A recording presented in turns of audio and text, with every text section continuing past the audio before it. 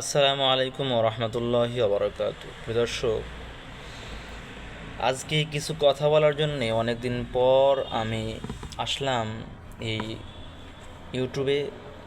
যে কথাটি না বললেই নয়।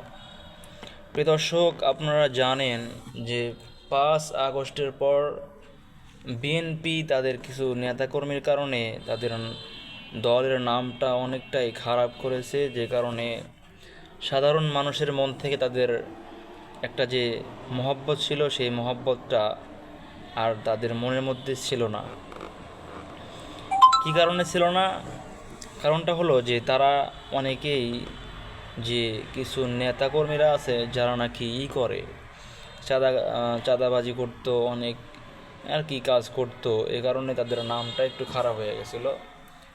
এখন দেখতে পাচ্ছি যে জামাত ইসলামের কিছু নেতাকর্মী এমন হয়েছে যে যখন তাদের দলের একটা সুনাম মানুষের মধ্যে ছড়ায় পড়ছে, যে মানুষ তাদেরকে ভালো চোখে দেখতেছে, যে তাদেরকে আমরা এখন ভোট দেব, এই দিক থেকে এখন দেখা যায় যে যেরকম নাকি বিএনপি তাদের নাম খারাপ করছিল কিছু নেতাকর্মীর কারণে, এখন দেখা যাচ্ছে যে জামাত ইসলামও তাদের নাম খারাপ করবে, মানুষের মন থেকে উঠে যাবে। কী কারণে?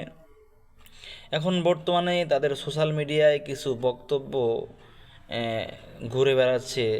কিছু কিছু নেতাকর্মীর বক্তব্য শুনলে আপনার মাথা নষ্ট হয়ে যাবে।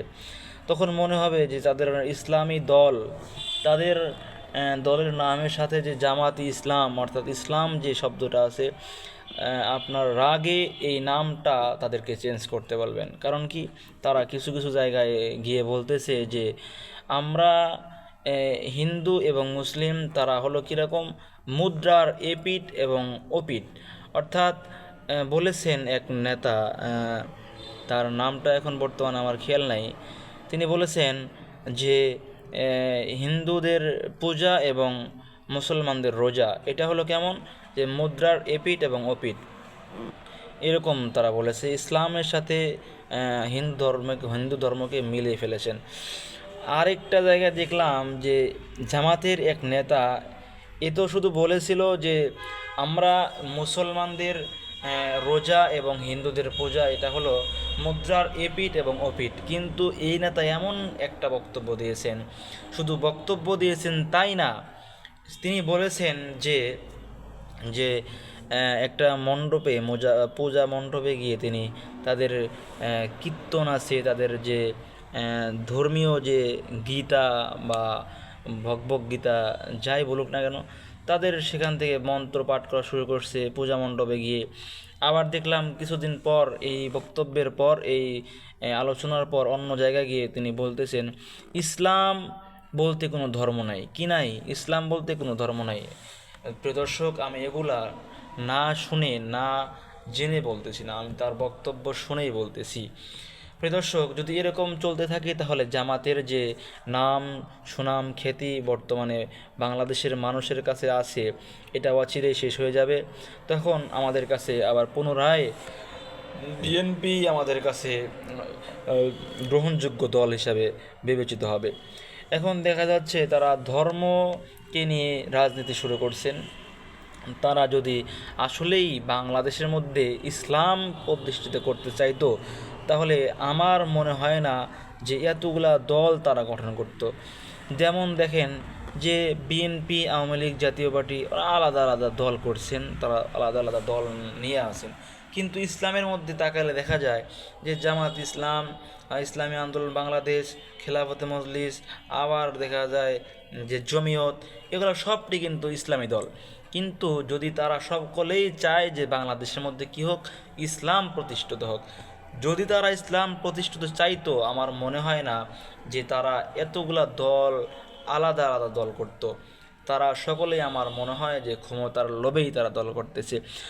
চিন্তা করে দেখা যায়, যদি একজন মানুষ চায়, ধরেন আমি একজন সাধারণ মানুষ, আপনি একজন সাধারণ মানুষ, যদি চান যে আমরা চাই যে বাংলাদেশের মধ্যে একটা ইসলামী দল আসুক, তখন আমি চাইব যে আমি খেজুর গাছ মার্কায় ভোট দিই, অথবা আপনি চাইলেন যে আপনি হাত পাখায় ভোট দেন, আর একজন চাইলো যে কি দাঁড়িপাল্লায় ভোট দিক, আর একজন চাইলো রিস্কা মার্কায় ভোট দিক। এগুলো সবটি ইসলামী দলের প্রতীক।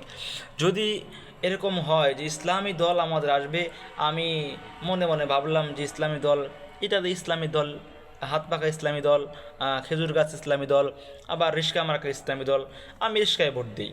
আপনি ভাবলেন আমি হাত পাখায় ভোট দিই। এরকম করে দেখতে গেলে দেখা যায় যারা ইসলাম বাংলাদেশের মধ্যে প্রতিষ্ঠিত করতে চাইতো, যে এবার ইসলামী দলকে আমি ভোট দিই, ইসলামী দল বাংলাদেশে কি আসুক, যে ক্ষমতায় আসুক, এরকম করে দেখতে গেলে যে দেখা যায় পরবর্তীতে একটা ইসলাম দলও কি আসবে না, ক্ষমতায় আসবে না। পরে দেখা যাবে যে আমরা যত ফেরকায় আছি, যত ভাগে, 4টা ভাগে বিভক্ত এই ইসলামী দলগুলাতে যদি ভোট দেই, 4জন মানুষ যদি 4টাতে ভোট দেই, তাহলে 4টাতে ভোট গেলে একটা করেই ভোট হবে। আর যদি মানুষ অন্যান্য দলের যে তারা নেতাকর্মীরা আছে, তাদের সাপোর্টাররা আছে, তারা যদি ওই বিএনপিকেই ভোট দেয়, 4জন ওই বিএনপিকেই ভোট দেবে। আর আমরা যদি ইসলামকে সমর্থন করার হিসাবে ভোট দিই, তাহলে দেখলাম 4জন 4টাতে ভোট দিলাম, 4টা দল একটা করে ভোট পেল, তখন দেখা যাবে যে বিএনপি পার হয়ে গেল। তখন কিন্তু কী হলো না, আমাদের 4জন বা 8জন, যদি আমরা 8জনও ভোট দেই, একটা ইসলামী দলে 2টা করে ভোট দিই সকলেই, তারপরেও 8টা ভোট, আর 4 জায়গায় যাওয়ার পরে কি হলো, যে আমাদের ভোট কমে যাওয়ার কারণে ইসলামী দলগুলো ক্ষমতায় আসতে পারলো না। এর দ্বারা বোঝা যাইতেছে যে আমাদের ইসলামী দলগুলো সকলেই ক্ষমতার লোভে আছে, যে কারণে আজকে বাংলাদেশে কি হচ্ছে না, ইসলামী দল ক্ষমতায় আসতে পারতেছে না। যদি এই দলগুলো একজোট হয়ে নির্বাচন করে, অর্থাৎ যদি এক প্রতীক নিয়ে নির্বাচন করে, অবশ্যই বাংলাদেশে ইসলাম কায়েম হবে, ইসলামী ক্ষমতা, ইসলামী রাষ্ট্র হিসাবে স্বীকৃতি পাবে। তখন আর এই বাংলাদেশের মধ্যে অন্যান্য যতগুলা দল আছে, তখন হয়তো আর এগুলা দল আসতে পারবে না, আমার যেটা মনে হয়।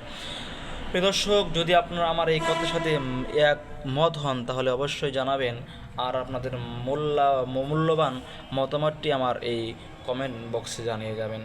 ইনশাল্লাহ দেখা হবে পরবর্তী আরেকটি ভিডিওতে। আসসালামু আলাইকুম।